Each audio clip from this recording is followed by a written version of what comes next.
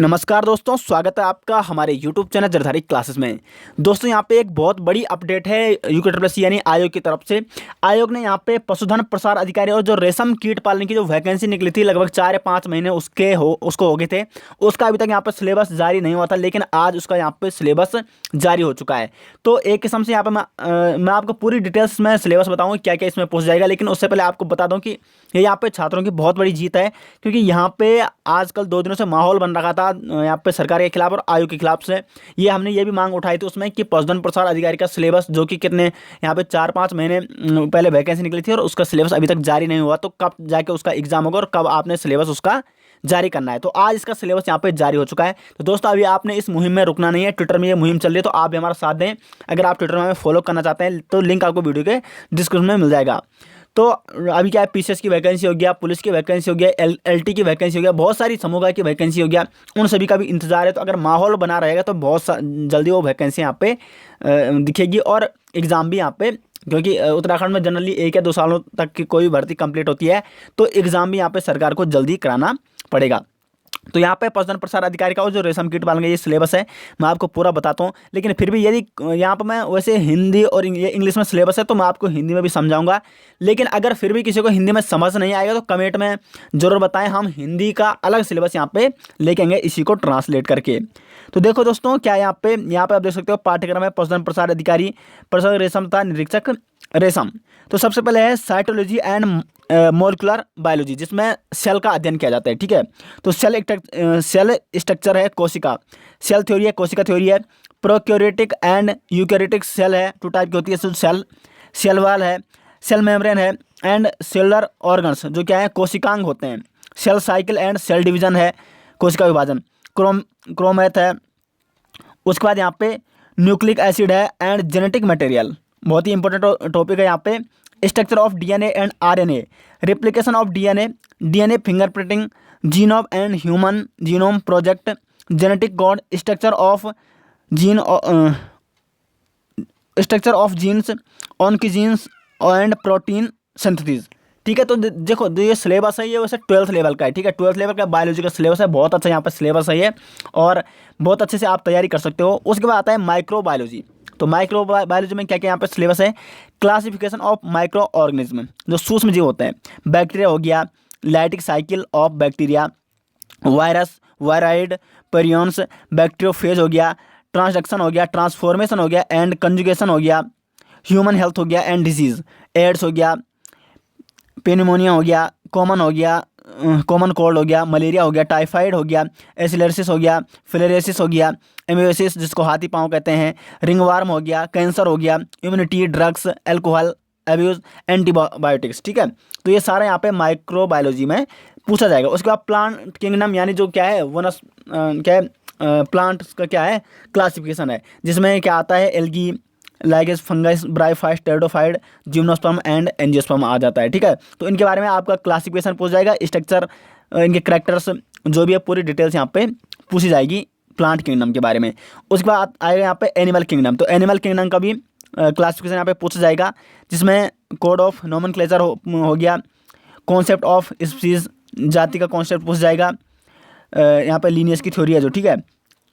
उसका general characters and classification of Christian and coordinate and non coordinate. ठीक है, तो देखो कोऑर्डिनेट भी पूछ जाएगा यहाँ पे, नॉन कोऑर्डिनेट यहाँ पे पूछ जाएगा। नॉन कोऑर्डिनेट में बहुत सारे संघ आते हैं।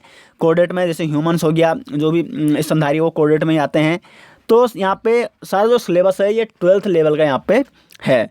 उसके बाद है एनाटॉमी। तो एनाटॉमी में क्या क्या पूछ जाएगा, anatomy of flooring plants, tissue पूछ जाएगा जिसे ऊतक कहते हैं, टिश्यू सिस्टम हो गया, anatomy of root, shoot, leaves, secondary growth, animals secondary growth, तो जो द्वितीयक वृद्धि बोलती है जिसको, ठीक है, जिसमें प्लांट की मोटाई बढ़ती है। एक हो गया प्राइमरी ग्रोथ, उसमें हाइट बढ़ती है, और उसके बाद आता है सेकेंडरी ग्रोथ जिसमें रिंग भी बन जाती है उसके बाद यहाँ पे स्ट्रक्चरल ऑर्गेनाइजेशन ऑफ एनिमल्स। ठीक है, तो structure organisation of animals, animal tissue हो जाएगा, organs and organ system, anatomy and function of different system of a earthworm हो गया, यहाँ पे कॉकरोच हो गया, एन फ्रॉग हो गया। तो इनके बारे में भी आपको एनाटॉमी में पूछा जाएगा। उसके बाद आता है यहाँ पे मॉर्फोलॉजी में क्या क्या पूछा जाएगा, तो प्लांट मॉर्फोलॉजी, तो रूट, स्टेम हो गया, लीफ हो गया, इन्फ्लोरेंसी हो गया, flower, fruit, seed, description of families with floral, ठीक है। तो फ्लावर्स की फैमिली हो गया, सारी चीज़ें इसमें आपको पूछी जाएगी। देखो ये फैमिली पूछ जाएगी, फेबिएसी हो गया, सोलेनेसी हो गया, यूलरेसी हो गया, ठीक है। तो पूरा ये 12th लेवल का यहाँ पे सिलेबस है। एनिमल मॉर्फोलॉजी हो गया, मैं क्या क्या पूछ जाएगा, तो morphology of animal annelid, earthworm हो गया, इंसेक्ट हो गया, कॉकरोच एंड एन एम्फीबियंस यानी फ्रॉग। एम्फीबियंस में कौन आते हैं, जो क्या होते हैं, जो जल और स्थल में पाए जाते हैं, तो उनकी यहाँ पे मॉर्फोलॉजी भी पूछी जाएगी। उसके बाद रिप्रोडक्शन में क्या आएगा, तो रिप्रोडक्शन में आपका प्लांट रिप्रोडक्शन में क्या क्या आएगा, तो asexual and sexual reproduction 2 type का यहाँ पे होता है। स्ट्रक्चर ऑफ फ्लावर पूछ जाएगा, माइक्रो स्पोरोजेनेसिस, मेगा स्पोरोजेनेसिस ये पार्ट होते हैं।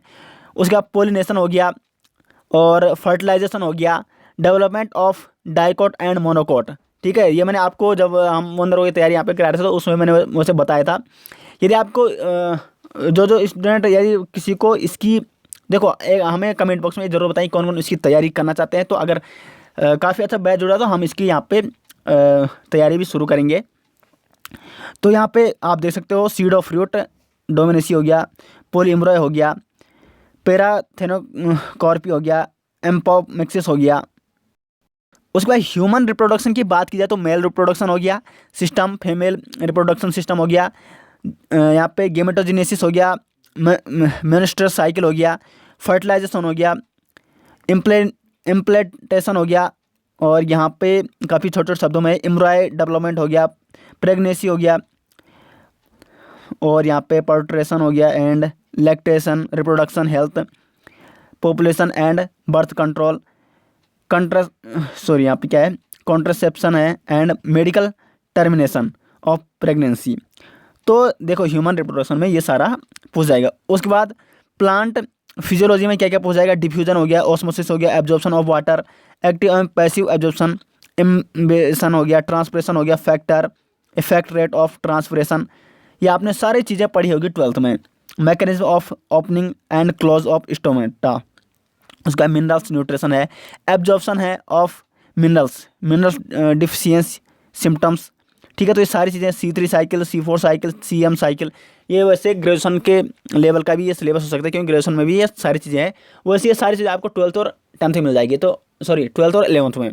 तो 12th और 11th के लेवल के आपको बायोलॉजी कंप्लीट करनी होगी, तब जाके आपको इसमें आप क्वालिफाई हो सकते हो। ह्यूमन फिजियोलॉजी में डाइजेशन हो गया, एब्जॉर्प्शन हो गया, ब्रीथिंग हो गया, श्वास लेना, ठीक है, exchange of gas, body fluid, circulation, excretory product and their eliminatory, locomotion and movement, natural control and coordination, chemical recognition and integration, ठीक है। उसके बाद यहाँ पे बायोमोलिक्यूल्स में क्या है, प्राइमरी एंड सेकेंडरी मेटाबॉलिज्म है, बायो मैक्रो मॉलिक्यूल्स है, और उसके बाद प्रोटीन्स है, यहाँ पे पॉलीसेकेराइड हो गया, न्यूक्लिक एसिड हो गया, DNA RNA होते हैं जिसमें, स्ट्रक्चर ऑफ प्रोटीन्स हो गया, nature of bond linking, monomers in A polymers, और उसके बाद यहाँ पे dynamic state of body constitutes, vitamins, concept of metabolism हो गया, metabolic basis of living being, the living state enzyme. तो यहाँ पे बायोमोलिक्यूल्स में ये आपसे पूछा जाएगा। तो पूरी यहाँ पे सिर्फ बायोलॉजी पूछ जाएगी और यहाँ पे कोई सब्जेक्ट नहीं है। तो जो बायोलॉजी वाले स्टूडेंट हैं उनके लिए बहुत बेस्ट है, यहाँ पे वो अपने यहाँ पे अच्छे से तैयारी कर सकते हो और इसको यहाँ पे इसको निकाल सकते हो।